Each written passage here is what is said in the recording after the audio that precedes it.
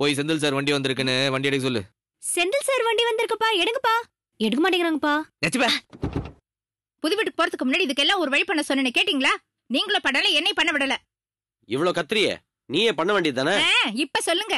Hello madam, ரோட்ல உங்க லாரியை எடுங்க. ஹாய் செந்தில். என்ன மேடம் ரோட்ல ஒரு லாரியை குறுக்குல நிக்க வச்சிட்டீங்க, போக முடியல வர முடியல, இங்க சார் கிட்ட சண்டை போட்டுட்டு இருக்கீங்க. புது வீட்டுக்கு போறதுக்கு லாரியில சாமான்லாம் ஏத்தியாச்சு. கட்டில் டேபிளுக்கு இடம் இல்ல, அந்த புது வீட்டுக்கு தேவையும் இல்ல. அதான் இத வச்சுக்கிட்டு என்ன பண்றதுன்னே தெரியல. எல்லாம் நல்ல கண்டிஷன்ல தானே இருக்கு.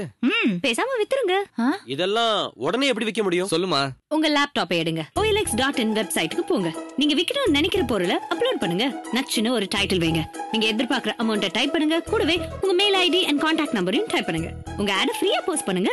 OLXக்கு தேங்க்ஸ். அந்த ஃபர்னிச்சர்லாம் 3 நாள்ல வித்துருச்சு. OLX.in மூலமா நீங்க யூஸ் பண்ணாத பொருளை வித்துருங்க. OLX.in வித்துருங்க.